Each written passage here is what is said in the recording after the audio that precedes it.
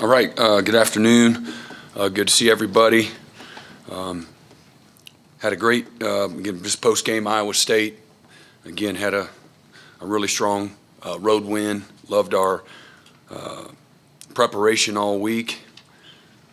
After the Kansas ball game, thought our guys came back and responded really well, hungry, super coachable, ready to get better, willing to put the work in.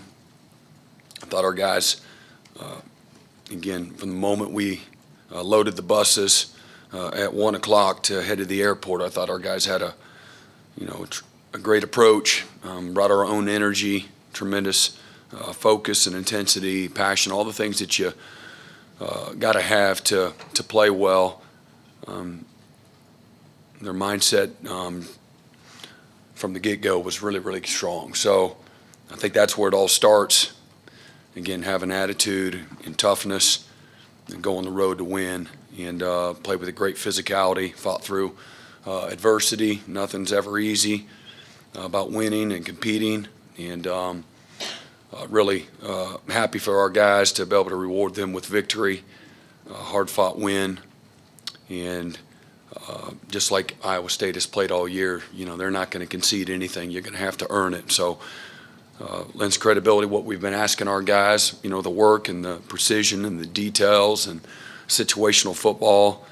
And again, won the turnover margin by 2, won the third down battle, won the rushing total 182 to 66, and then dominated in the kicking game, our season best plus 85, hidden yards. So that's a formula for success, winning different kinds of ways, on the year. And again, it's small, but it still counts. And small being improvement. There's incremental improvement across the board, individual, unit, certainly as a team.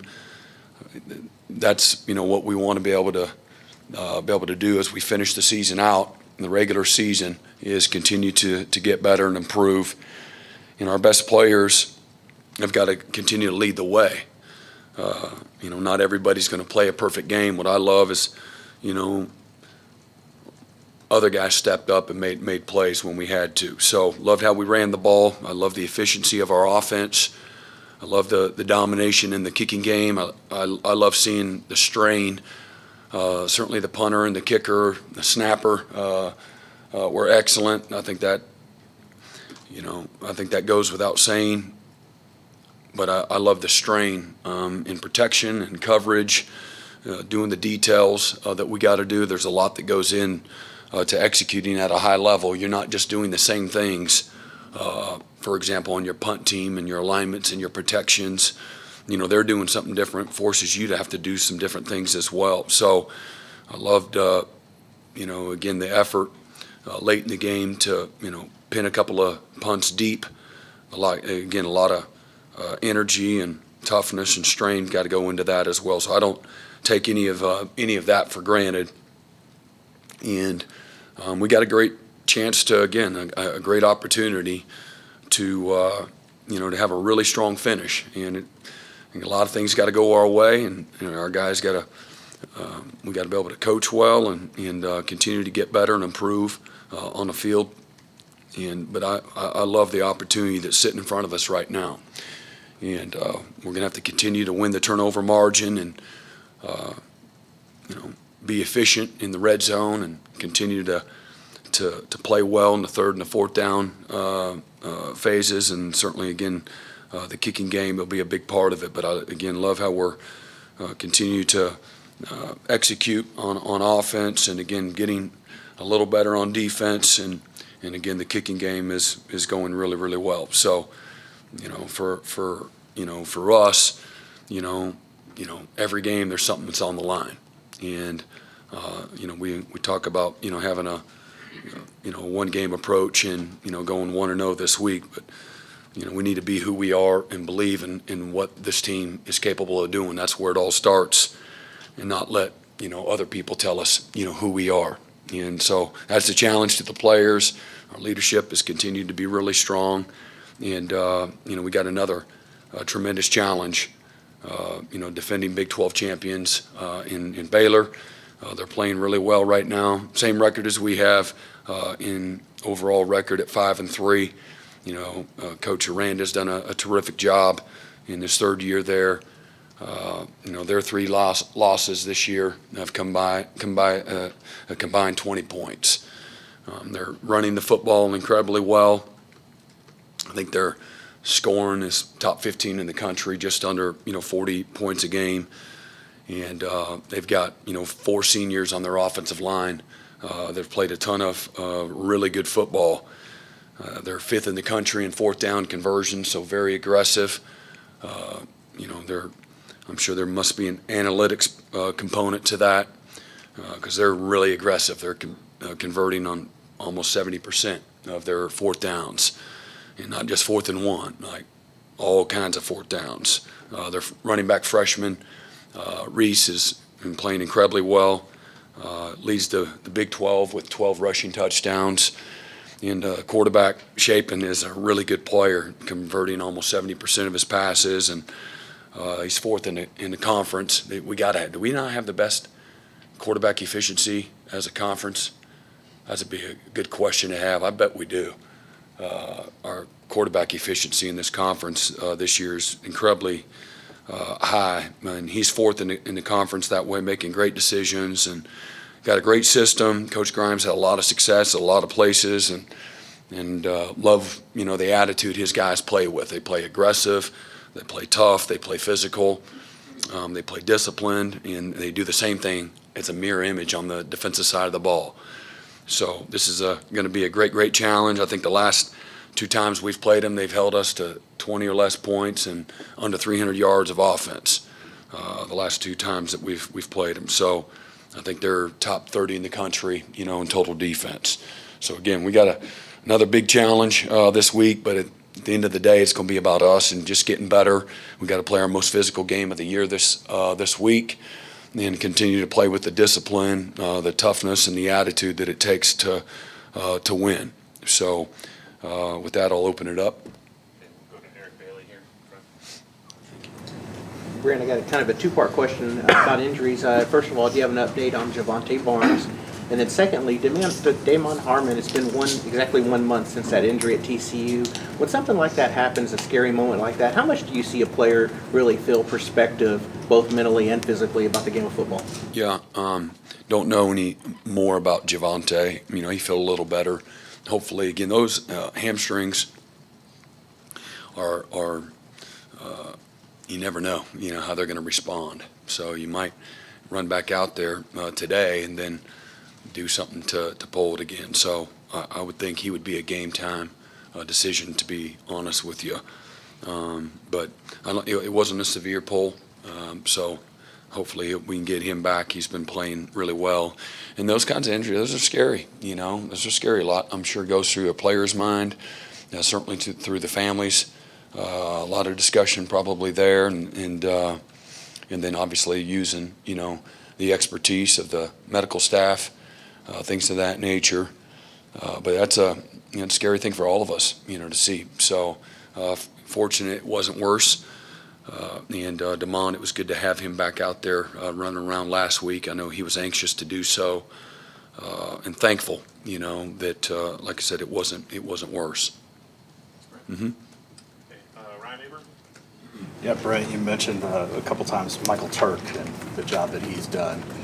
He said on Saturday that he wasn't real happy with the way he was performing early in the season. What have you seen from him that he's done better outside of just the results that you've seen? That's a good question. He first, he has awareness. I'm not doesn't live in La La Land. Every once in a while you have a player that lives in La La Land and he's delusional about how he's playing and performing. So he's got good awareness. You got to have that before you can create the change that you want. You got to have great self-awareness, even through a frustrating.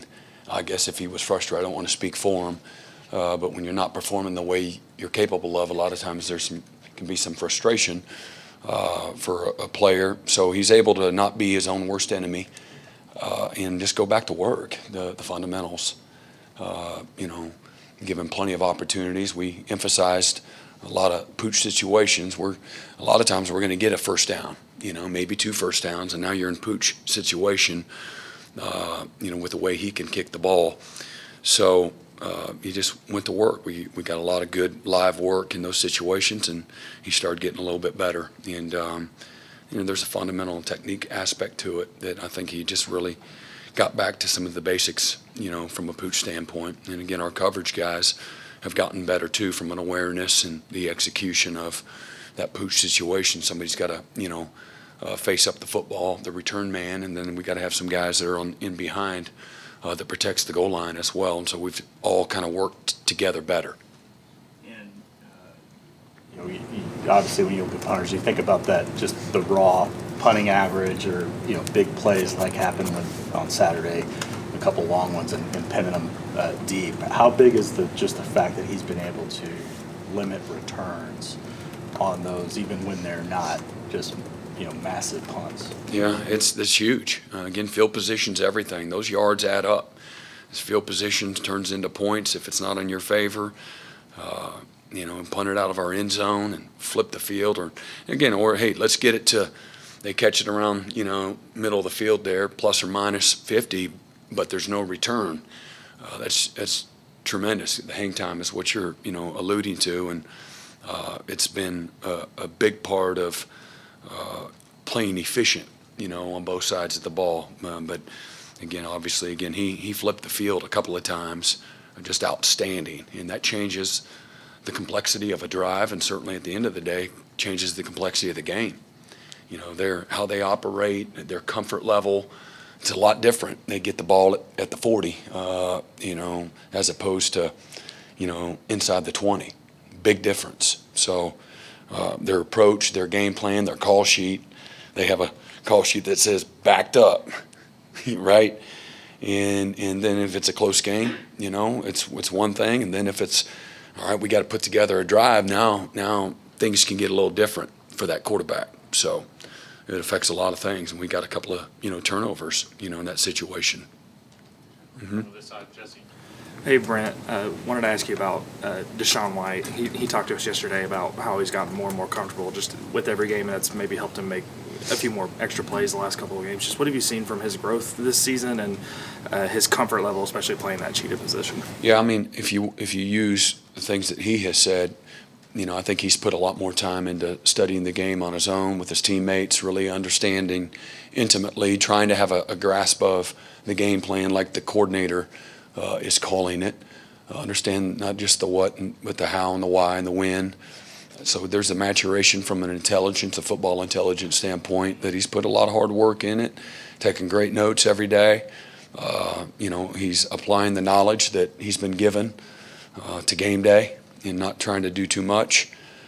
But he'll be the first one to tell you he didn't watch film, last year or previously on Sundays, for example, on his own. So he's just made it a routine. Hey, I'm going to come in and get treatment and rehab and feed my body and get up, go to church, and kind of get into a routine. And part of that's just evaluating himself, taking a grade sheet and going hunkering down and going through the game and then getting a head start with the next opponent. So just putting the work in. That's how you are rewarded. This game will reward you for that and punish you if you're on the wrong side of it. So I think those are the biggest things, just having a different approach. And then a pre-snap. What's my approach to get ready? I got to get a call. I got to communicate. I got to identify a formation, look at pre-snap tendencies, see a little to see a lot. I think, knowing what you're seeing and what it's telling you, there's always a story, pre and post snap. And so I think he has a better understanding of what that looks like, and it's helped him play a little bit more sure of himself and more sound, and has made, a bunch of plays as a result. Mm-hmm. Yeah, Brent, I know we're still a month and a half away from signing day, but when this last month happened, do you have like a message to the class, or has it been tougher than you thought to try to maintain what you got? No different message. You try to use when you're selling yourself and you have no track record, you're trying to sell what you've accomplished in the past. you have some kind of a track record, good or bad, whether it's coaching a position, it's coaching a unit, being a part of experiences, and so you continue to nurture that. The biggest thing is you build relationships, and at the end of the day, when in the recruiting world, it never stops. When a guy commits, people are still going to try to recruit people, and sometimes guys they change their minds. That's their right. That's part of the process. You don't like it when you're not on the right side of it, but you're always checking the temperature of the water to see if, all right, this guy I'm not sure about. So you're really doing that from the get-go. Like, this guy committed, but I'm not sure for whatever reason. Maybe it's where they're located, family support or not. Sometimes you get maybe a parent that's looking at it, maybe more in an agent role as opposed to somebody going to take the baton from us and they got to help my son grow from boyhood to manhood.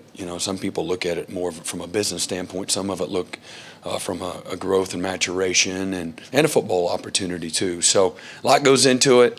Recruiting is tough and demanding. It's challenging, and you're dealing with real emotions, and real lifetime opportunities. So hopefully you do things right. You've had success. You got people that are effective communicators and relationship driven and hardworking. You'll be on a really good, strong side of it. And every once in a while, things don't go your way. I don't ever lose sleep over somebody that we never had that was supposedly lost. If they come here in this program and they go on that field for us, and then they leave, then that's somebody that we lost. And so there's a bunch of great players. We've identified a handful of them, challenged the staff a couple of weeks ago to, some of the best players that have played here, or previous stops, were guys that were under the radar going into their senior year. And with diligence and with that kind of a mindset, you find some great players that were undervalued. I think more now than ever, there'll be more and more players that are overlooked for a lot of reasons. Number one is because everybody's in such a hurry to get to the next class, the 24 class, the 25 class, now the 26 class. Some of the schools are in the 27s. And you only have so much time in a day. And what about that 23 guy that just had his first 4 games or his last 4 games? You saw him, 6 months ago, and he was 6'1", but now he's 6'3.5", but you don't know because you stopped recruiting him. He didn't meet the measurables or what have you. Again, there's a million different things, or some schools are, hey, all right, we didn't identify anybody in the 23 class from, say, last time we offered people was in the summer, and now we're not watching any of the fall. And I'm not saying that this is the game plan, but it's a byproduct. Now they're trying to identify who might be in the transfer portal, who will be, or we're going to save these 5 spots for portal guys, and we're moving on to the 24 class. And then when the portal names get in there, that's what we got. We got to get a tackle, we got to get a receiver, whatever it is. And they're not looking for those seniors that are developing, Jeremy Beal, Isaiah Simmons, Kayvon Wallace, a bunch of great players that you didn't offer until late. Mark Clayton, Mark was pretty good, and there's countless others, but guys that that they just come on out of nowhere, and they become it's a developmental game, and so you're missing. A guy's senior year is what you got to be careful. So we challenge the staff. All right, let's look at these guys in these under-recruited states that maybe have had FBS offers in the last month. That's one way to try to cut to the chase, find a shortcut to find guys, and go from there. Start watching and evaluating, and and don't worry about the popularity contests. Find out if these guys can play and find about the intangibles and all those kind of things. So I love that. I think that's exciting. I think that's not real quote unquote sexy, but I think that a portion of your team every year needs to be built from that. And we got to be mindful, and I got to do a great job of protecting that part of our program. And instead of chasing a guy that's been committed to 3 schools since August that has a commitment issue, obviously he'll have that same commitment issue when he comes and things don't happen easy and quick for himself. So there's a lot of that goes into it that's not foolproof, but that's our philosophy when it comes to a lot of that. And again, recruiting's always tough. If you're Alabama, they'll say everybody has got their own pitch to recruit against Alabama. Believe it or not. I don't think it's why would you want to go there because they win all the time. I don't think that's it. Maybe it's hey man, we need you to play today. And you might have to wait. But if I'm Alabama, and the way we want to be is you want to get it to be so good when you go to that practice field every day, you have no other option but to improve. And you practice this game a lot more than you actually play it. And so you go to practice every day, you're going to improve and get better. You're going against the best of the best. That makes you get better.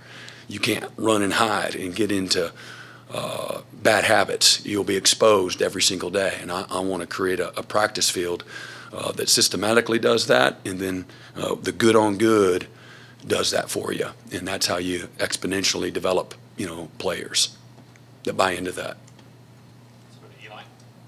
Billy, I think there were 84 snaps, something close to that on Saturday. He played about 44. I guess when you're working a guy back in, what goes into that management plan? And then on game day, how are you managing? Yeah, how he feels. We honestly didn't know whether or not he'd be able to play at all. And then after Thursday, he still looked pretty good, but he's got that big old brace on. But he still functions. Billy's quick twitch. He's fast and explosive. And it really didn't seem to limit him tremendously. Mentally, it might have. I didn't ask him, Sometimes you got to be careful to ask questions that you're not prepared to hear the answer. But he probably played a little more than we probably should have. I don't know what that means. He did fine. He graded well. To go from 0 to 60, it's no surprise. That's what he's capable of. But that was more snaps than I thought that he would. But he played pretty well, and the other guys played pretty well around him as well. And he's a very tough, competitive guy. He doesn't want to be off the field. You said last night he likes the brace, but do you imagine it's going to be a progression from here, or is he pretty close to where he needs to be? I don't know. I don't know. I just watch a guy run around. He looks pretty good. My questions to him: how do you feel? Is there pain? Is there swelling? I don't want to put him in harm's way, and that was my fear of. And I don't think he came on. From the trainer's standpoint, he came back right on time. Everybody heals different, and he had a sprain, and then he was very diligent in all his rehab and recovery stuff. So, and then he's a quick healer. Obviously, never been hurt before, but he's handled it well. I think mentally is a big part of it too. How a guy confidence-wise feels, and his confidence is through the roof. Brent, I think one of the interesting aspects of this game, you touched on a little bit, their experience in their offensive line is somewhat unusual. Guys coming out and things like that. You have that many guys that are 5-6 year guys. Your defensive line is beginning to come on and things. Talk about that matchup. It's going to be, to me, the matchup, to be honest with you. And it's a great challenge. Our guys know that. And the first thing before we left that locker room in Ames, that's what we addressed. I didn't. You're doing 6,000 things in your first off season, and they're one of the teams that I'm like, what are they doing? But again, Coach Bryles did a great job while he was there too, but they were doing it in a different style. I knew that, and so I wanted to really look at what they were doing, both sides of the ball, try to get a feel. One of the things I learned going from Oklahoma to Clemson is you got to, as a coordinator, a play caller, leader, a big part of your job is to compete. And the great players have a level of anticipation through preparation, right? They look like, man, he jumped that. Or, how do you know to do that? That comes from preparation. That comes from anticipation, playing really fast and aggressive. Well, play caller, same thing. So, there's an advantage if you've been in the conference for 5 years or 8 years, and these other schools, their go-tos, their players, their strengths, their weaknesses, and so, certainly didn't have that advantage, but I did want to get a glimpse of, different teams to see what they're doing, and as you go through a season, you get off the field and you compete against them. There's a whole nother level of education, and you're just kind of putting it in your back pocket, When you're fighting this guy, this is how he likes to fight. When you're fighting this guy, he don't fight like that guy. He fights like this. And so figuring all that out, you have to actually go and compete and fight. But that's going to, it didn't take me long to figure out, all right, they're big, strong, physical, punch you in the mouth, blood to your nose, knock you down, run over you, step on you. That's their mindset. And they're playing with that edge and that toughness, the confidence, the belief as well. Having played a lot of football in that system. Again, the coordinator, Coach Grimes, he does a great job. O-line guy, they take on the personality of him. Brent, if I guess, about your thought on redshirting at this point, it's the COVID years are, to be behind you guys. So, what's your general thought on a freshman that's kind of close?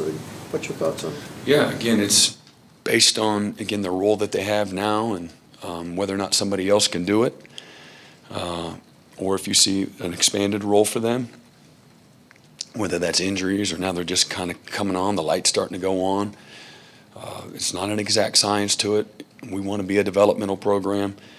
Certainly don't want to waste someone's year ever in any way, shape, or form.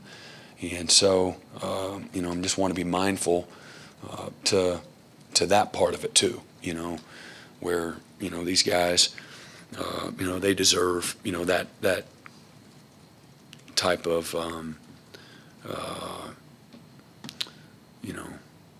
thoroughness and thoughtfulness, to their career, their body of their career. So there's that.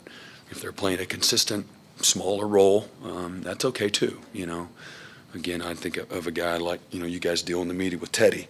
Teddy didn't play a whole lot, and he ended up getting fired on some special teams units, but he was a legit second-team guy. It's a very hard thing to gauge on how to approach it.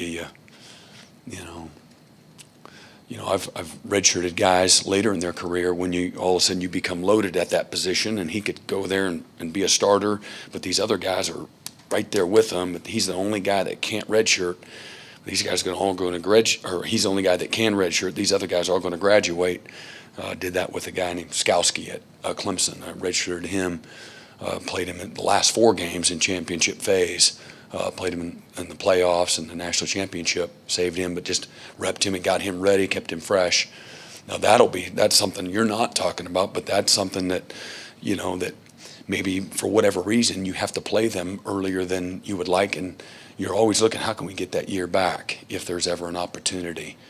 But I want to be really respectful to the kids and their future, and certainly for us as a program, that we're going to get every freshman ready to play, and then some of them show that they're ready for it mentally, physically, emotionally, and some don't.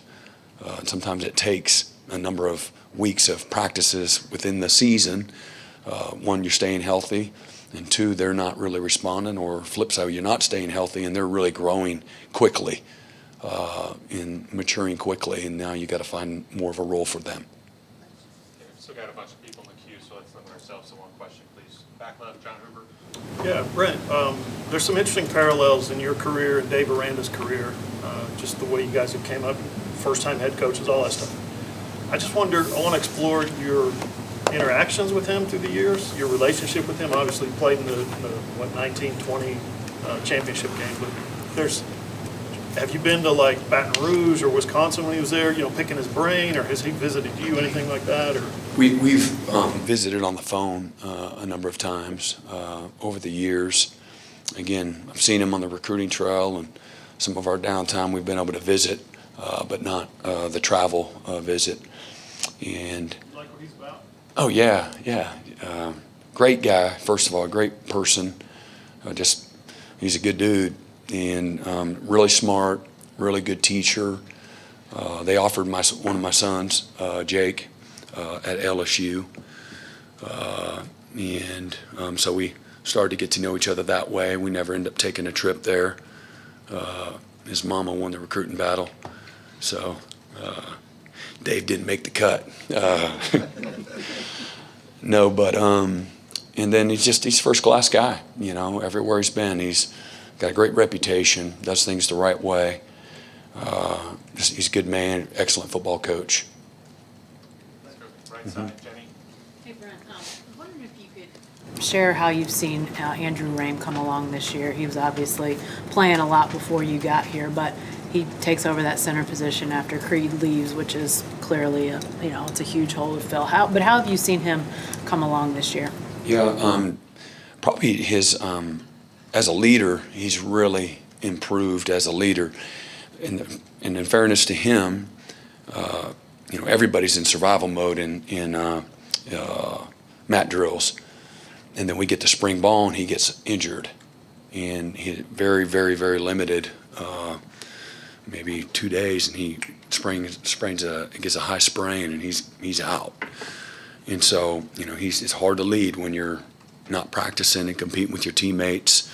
So really didn't know what he's capable of. And then we go to the summer, and he's still recovering to a certain degree. And we don't see our guys in that role. You're high-fiving and getting your arm around them, and really that's about it. In the summertime, we are, a full-time staff, not talking about Coach Schmidt. And then, again, I think he's finding his role, and am I the leader, and am I good enough? I'm not saying him in particular, but just that part of growth. And I think the more success he's had, the more confident he's gotten. And Bill's done a great job of, hey, man, I can't be the only leader here. If we're going to be at our best, this has got to be player-driven. And so helping guys, you have to be very intentional as a coach to help guys lead, learn how to lead. You're giving them small tasks, daily tasks. I need you to do this. I need you to go get your arm around Jacob Sexton. I need you to, whatever it is, I need you to say something, to the guys after practice. All right? Anybody got anything to say? Oh, Andrew, you have something to say? So you kind of set them up for it, try to give them some layups. And then next thing you know, it becomes more and more comfortable the more you do it. So, but he's playing exceptionally well right now. He's playing really well. And does a great job from a communication standpoint, knowing the game plan. He's been the model of consistency, and he's improved. He's just gotten better and better as the season's gone on. So he's been a real rock for us, both, in his play and becoming a better leader. I say better. He's always led by example, but just more vocal. Gary? Brent, how much of the last 2 weeks have been about you sort of squaring your jaw and saying, I got this? Just you. I know you've talked in general terms about the team, sort of finding its way out of the storm is what you called it, I think, after Texas. What about you just in particular? I mean, I've just tried to continue to be me, I'm just and not change through success or failure. I've just always tried to take an even-keeled approach to all of it, and I think that's having humility, respect for doesn't take much to be on the wrong side of it, and there's a toughness aspect that I like to look at myself as tough. I'm tough-minded. I grew up in a tough way, and I've had to earn, what I've gotten. Nothing's been handed to me in any way, in my opinion. And I'm convicted on in certain things from a leadership standpoint, and how you develop and have success, and how you develop a player, a unit, a team, people. You develop people. Coaching is the highest calling of development of people.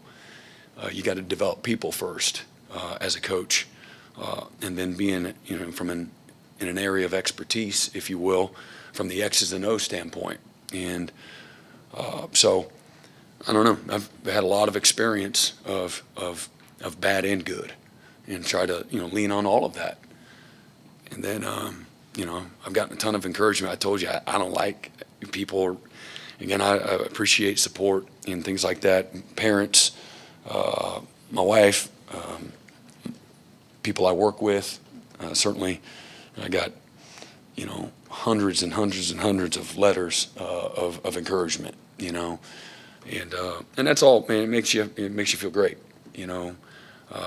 But I don't. I would rather not. I'd rather have it be a letter of congratulations, to be honest, than words of encouragement. But I'm saying, if you ask a player, I don't know, ask a player, has he changed at all? I don't feel like so. I mean, again, I like adversity. I like to create it. I love to strain. I like to create a lot of stress. I do that. I make people uncomfortable sometimes in the coaching world, whether it's with coaches or players. Because I think that's where you can get everybody with a high sense of urgency. I think that we're all at our best that way. And so the more stress there is, I think the better opportunity there is to improve and get better. So I've normalized stress and struggle. And a lot of times it's because I make it up, even through all the success that, if Coach Sweeney was saying how great we were, I was telling us how much we stink. And literally we did a great job, good cop, bad cop, and to a point where sometimes guys don't like me, and that's okay too. Just like your kids, you always love them, and they always love you. Sometimes we don't like each other. So I'm trying to create, and I had to have a talk with the defense on Friday, just so y'all know, here's who I am. We get on that practice field, we get in this meeting room. There's going to be a lot of times that you don't like me at all. And I like that you don't like me, and if you strain and fight and compete out of spite, good. I'm getting what I want and you're getting what you need. But square my jaw, I don't know. I've always felt like I've always done that. Sometimes you guys see one version and then the players, they see a whole nother version. Good and bad, good and tough. Encouraging and very demanding. So, but I do think inherently that when you're faced, you feel like, again, this week, this day, this moment, your back's against the wall. I think that there's where you rely on your foundation, your beliefs, your convictions. Players would be like this. They want to see all of a sudden, you're going to change up now. How we going to do this team meeting today, coach? Right? Or pre-practice, post-practice, how you act. I'm sure they're watching. And I would say they said he's remained exactly the same. I would guess, because I feel like I have. Yep. Barry? Yeah, Brent, you mentioned 1-2 in a row, have a chance to finish strong. In addition to what that would do for this group of guys and this season, Team 128, what would a strong finish do for you going forward? Well, again, I'm all about the players. I want them to have the kind of finish. They've worked incredibly hard, and through mat drills, through the the get ready phase, the transformation phase, start of the season, summertime, all the work that they've put into it. You want to see them have success. So that's what I want to see, and I want them to, at the end of the year, we call it up one last time, to have no regrets. And that's been my challenge. Don't worry about the scoreboard. Don't worry about, the winning and the losing. Don't focus on that. Focus on the effort and the details and the preparation and the commitment and the sacrifice and the belief and the trust and the support for one another. Focus on that, because that's how you're going to be judged. The result will take care of itself. Now, you come up short, and you've done everything that you can possibly do, then you have no regret. That's for all of us. And so, not going to be judged by, scoreboard. And winning is important. I like to win. And there's a difference between winning and losing. There ain't no, it's an ugly win. No, win is a win in any way, shape, or form. And people that say, that's an ugly win are people that have no respect or value on what it takes to win, in my opinion. So, so anyway, finish the way we're capable of finishing. When we've put it all together, I think we've shown the kind of team that we're capable of being. And so continue to improve. I think will get us to where, again, we're happy with the result. But the biggest thing is this is just focus on putting everything we got into it every single day, one day at a time. And let's just see where we're at. I think we got 23 days left of practice and games in the regular season right now in front of us. And that's, you put it like that, and you put that hourglass right there, and the time's ticking. And these guys want to leave, they want to have they want to leave a mark. And, they understand, what having a legacy is. Some people, and I said this 11 months ago, some people on the outside that aren't on the inside will judge it by, championships and trophies, and that's fine. I know what that looks like too, very well. But I'm not gonna, every team's different. Every team's different. The DNA's different. The makeup's different. What happens during the course of a season is different. Circumstances are different. And, how committed is this team? How hard do they work? What does the investment look like? Do they compete every day?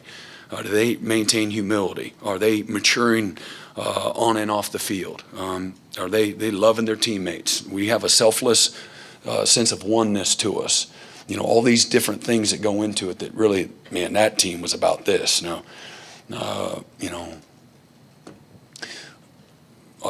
Go back just a few years in 2014. We had a quarterback that blew his ACL out, early in the year. Backup comes in. We went through a few losses. And man, but that team just kept fighting and fighting and fighting and fighting and fighting and fighting and fighting and just continued to believe, And that was coming off a year, maybe we won 11 or 12 games the previous 2 years. And so there's some disappointment. Maybe I think it's a 3-game streak where we didn't do so well. And but had a really, really strong finish. And one of the funnest years I've ever had, and because of the fight and the belief and, and responding the right way, all those things matter. When you love the guys that you're doing it with every day and you're completely, totally committed yourself, you go through things together, there's a sense of appreciation through the accomplishment too, finishing the way that you're capable of finishing. And so a lot goes into it, Barry. I don't think it's any one thing, but I want to see continued improvement, continued fight, continued belief, continue to go to work every single day. Not just show up. Everybody in the country is showing up right now. I'm talking about finishing with an exclamation mark and finish what you said that you wanted to accomplish. And you said you were going to be committed to doing it this way.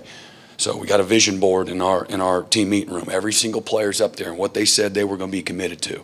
So I hold them accountable to that every day, and I certainly hold myself accountable to showing up. They're counting on me to show up every single day, with the same juice, the same energy as my first press conference to the first practice, the first mat drills. My job is to show up the same every day, and bring everyone's levels up. And so I do that, I inspire, I motivate, I challenge, demand, and be relentless for improvement. And but at the same time, you do it through, again, love and respect and trust and communication and honesty, all those things. We're not going to change now and all of a sudden, oh man, some people, it's not his guys, or wait till, I ain't waiting for nothing. Ain't no waiting for nothing. You have an understanding of what excellence looks like, and you're pushing and challenging and fighting for that every single day, trying to get the most and squeeze every ounce of what they got into improving and get them to, play to beyond their ability, and certainly us as a team. And hopefully by the end of the year, we're peaking, at the right time. I do believe our best football is still in front of us. Just a few more, second row, John Shin. Yeah, Brent, you mentioned building your identity in your opening statement. How's that gone this year? Or is there a blueprint for how you can do that each season? Yeah, that's another really good question, and I don't know about the blueprint. I think it starts with your beliefs and your values, things that you believe in. Certainly the group of players, but what I've loved through, again, there's a lot of guys that have never had 3 losses in a row, right? And certainly there's a bunch of them that are used to playing for a championship. And what I love is this group has not lost their identity. I know that. I love that. I see that. That's what my eyes tell me every day. We haven't lost our identity. And in a world where they can be exposed to a lot, and it's easy to, if the seeds of doubt will always create a way out, right? Or seeds of belief, we'll always look for a way forward, right? If you believe, you'll find a way. You'll believe, you'll find things, you'll continue to move forward. If you let these seeds of doubt, people again walking in your mind with their dirty feet, you'll look for a way out. There's all kinds of holes in the fence if you're looking for one. And so for me, what I've seen is a group of guys that we have not lost our identity. And we'll have that thumbprint, that fingerprint of Team 128 will be completely and totally defined after our last game. And there'll be a story that everybody, can tell. And we all, I think it's easy to say what we would like that thing how we'd like that thing to read. If that's winning 10 games, that's as much as we're maybe capable of. That's fine. Now, I think mathematically, maybe it's 11 games. I don't know, but just play to our ability and do it the right way. Be who we say we are, and who we say we want to be, and stay committed to what we said we were going to be committed to. And that's when I say not losing our identity. That's what I'm talking about as well. Next to John, we'll go to Curtis. Yeah, Brent. Jaleel Farouk stepped up Saturday. You figured out a way to get him the ball in different ways and kind of utilize his talents. See, I like bragging on our guys. This is a good question. They're all great questions. This is good. Yeah, there's plenty to brag on. Well, so is this the way you used him? Is that the way you guys envisioned him at the beginning of the year, or has that kind of evolved as the season's gone? I think it's fair to say it's evolved. And boy, he displayed great toughness. Certainly a versatile skill set. Made a couple of huge plays.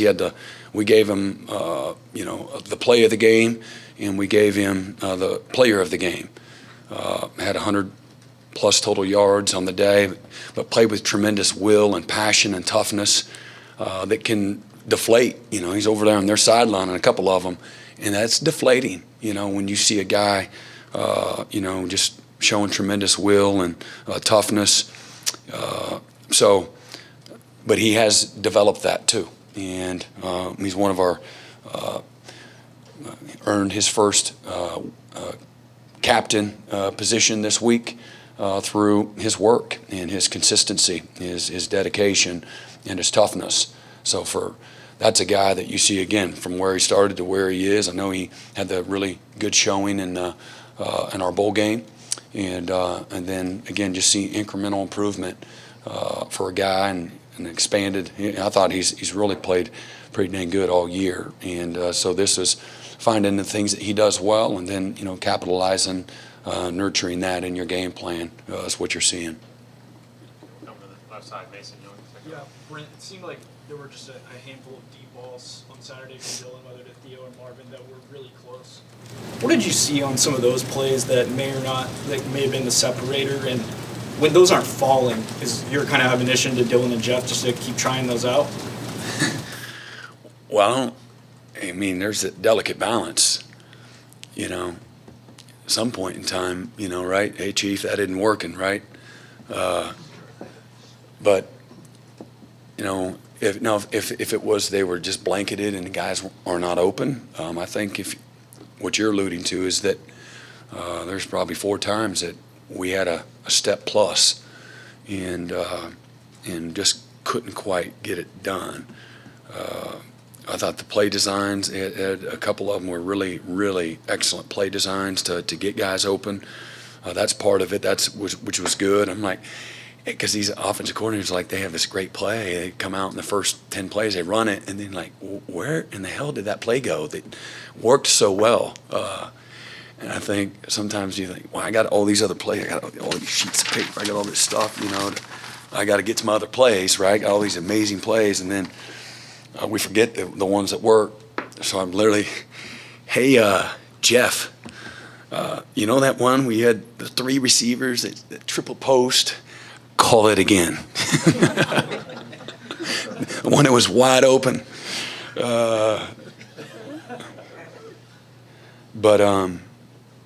But yeah, you need to be efficient. You can't live in 2nd and 10 all day. That's not being efficient. And again, play the game the way it needs to be played. You're executing, keep going to the well, and you got to be mindful. Timing's everything. Use your instincts. Those big plays, explosive plays, have been good for us. They're good for any offense. And so, calculated, you'll continue to, go to those at the right time. But there's a level of patience that you got to, play with too, and match. Again, what I've loved is win in different kind of ways, and in some ways comfortably, So anyway, I think Jeff's done a good job, and the players have done a good job of executing a lot of those this year. All right, y'all have a great day. Appreciate you.